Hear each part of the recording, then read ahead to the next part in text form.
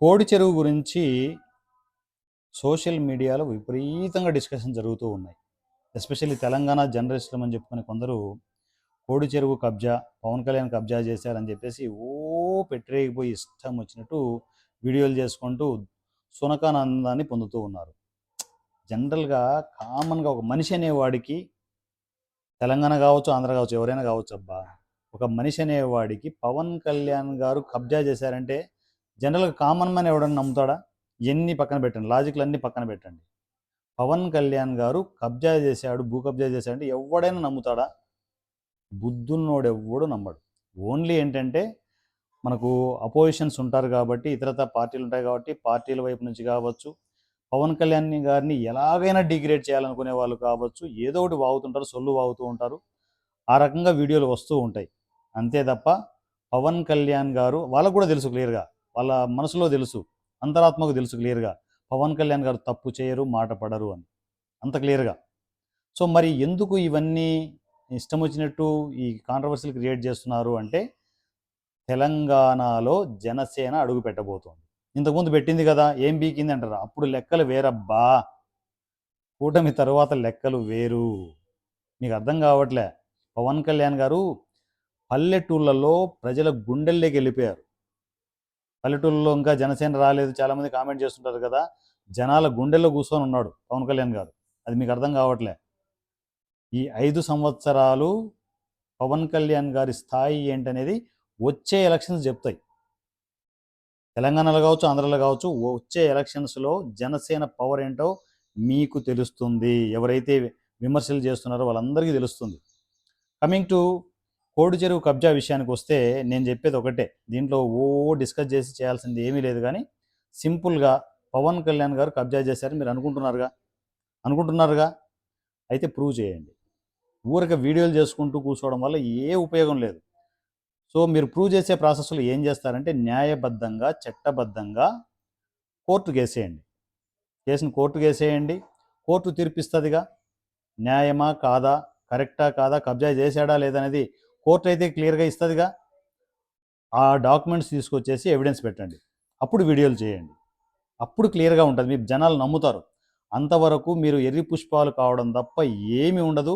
పవన్ కళ్యాణ్ గారి రేంజ్ని మీరే పెంచుతున్నారు. తెలంగాణలో కూడా పవన్ కళ్యాణ్ గారు సపరేట్గా పబ్లిసిటీ చేసుకోవాల్సిన అవసరం లే. మీరు చేసే కాంట్రవర్సీల వల్ల ఇంకా ఇంకా ఇంకా పబ్లిసిటీ పెరిగిపోతుంది. జనసేన పవర్ని ఇంకా పెంచుతున్నారు మీరు. పాజిటివిటీ అది. ఒక నిజాయితీగా ఉన్న నాయకుడుకున్న పవర్ అది. జనసైనికులు ఇంత పవర్గా చెప్తున్నారు అంటే ఎంత క్లారిటీగా ఉండాలా, ఆ నాయకుడు ఎంత నిష్కల్మషంగా ఉండాలా, ఎంత నిజాయితీగా ఉండాలా. అంత నిజాయితీగా ఉన్న దమ్మున్న నాయకుడు పవన్ కళ్యాణ్ గారు. ఆయన కొట్టడం మీ వల్ల కాదు, తొడగొడతాం పడగొడతాం అనుకోవడం మీ వల్ల కాదు, అయ్యే పని కూడా కాదు.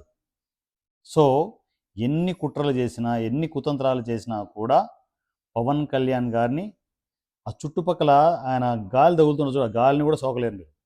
ఆ గాలిని కూడా టచ్ చేయలేరు మీరు. ఇంకా ఇవి కాకుండా ఇంకా కాంట్రవర్సీలు రెడీ చేయొచ్చు. ఏం చేసినా కూడా కుదరదురా అయ్యా, మీకు అర్థం కావట్లే. సో మీకేంటంటే ఏదో ఒకటి, ఒక పేటిఎం, మనకు ఒక మంత్లీ ఒక చెక్కు వస్తుంది, దాన్ని అకౌంట్లో వేసుకోవాలి, దానికోసం ఏదో ఒకటి వాగాలని చెప్పేసి పొద్దున్న లేచిన దగ్గర నుంచి సాయంత్రం వరకు పవన్ కళ్యాణ్ గారి మీద ఏడవడం తప్ప ఏమీ జరగదు. సో మీరు నిజంగా నికార్సైన జర్నలిస్టులు అనుకుంటే మీరు ప్రూవ్ చేయండి. ఫస్ట్ కేసు వేయండి, హైకోర్టు తీసుకోండి. తీసుకున్న తర్వాత అక్కడి నుంచి డాక్యుమెంట్స్ వస్తాయిగా, అది కబ్జానా కాదా అనేది. ఆ ప్రూఫ్స్తో వీడియోలు పెట్టండి. అప్పుడు మేము కూడా నిజంగా కబ్జా జరిగి ఉంటే మేము కూడా దానికి మీకు సపోర్ట్ ఇస్తాం. ఏమంటారు మరి? ఈ ఉబుసుపు కబుర్లతో వీడియోలు పెట్టుకోవడం వల్ల ఏం ఉపయోగం ఉండదు. అంతో ఇంతో వ్యూస్ వచ్చి పవన్ కళ్యాణ్ గారి పుణ్యం వల్ల మీరు అంతో ఇంతో యూట్యూబ్ నుంచి డబ్బులు తీసుకోవచ్చేమో, అంతకు తప్ప ఏం జరగదు. గుర్తుపెట్టుకోండి. మీరు ఈ ఛాలెంజ్ తీసుకోండి. మరి ఈ ఛాలెంజ్ తీసుకునేసి కోడి చెరువు కబ్జా నిజంగా కబ్జా అయిందని ప్రూవ్ చేయగలిగితే, నేను కాదు పవన్ కళ్యాణ్ గారే స్వయంగా చెప్పారు, నిజంగా ప్రూవ్ చేయగలిగితే ఆ 10 ఎకరాలు టోటల్గా కబ్జా మీరు అనుకుంటున్నారు కదా, పవన్ కళ్యాణ్ గారి ఆ భూమికి సంబంధించి మొత్తం 10 ఎకరాలు గవర్నమెంట్కి రాసిస్తాను, రేవంత్ రెడ్డి గారికి డైరెక్ట్గా చెప్పారు. నిష్కల్మషంగా గవర్నమెంట్కి రాసించే దమ్ము ధైర్యం మా పవన్ కళ్యాణ్ గారికి ఉంది. మీరు ప్రూవ్ చేయగలిగే దమ్ము మీకుందా? Direct question. మీరు ప్రూవ్ చేయగలిగే దమ్ము మీకుందా? ఉంటే ప్రూఫ్స్తో, ఎవిడెన్స్తో మీరు వీడియోలు పెట్టండి. అప్పుడు జనాలు నమ్ముతారు, ఓట్లు కన్వర్ట్ అవుతాయి. అంతవరకు ప్రజల ఓట్లన్నీ, తెలంగాణతో సహా ప్రజల ఓట్లన్నీ జనసేన వైపే ఉంటాయి. నా పేరు వారణాసి సూర్య. జై జనసేన, జై పవన్ కళ్యాణ్, జై తెలంగాణ.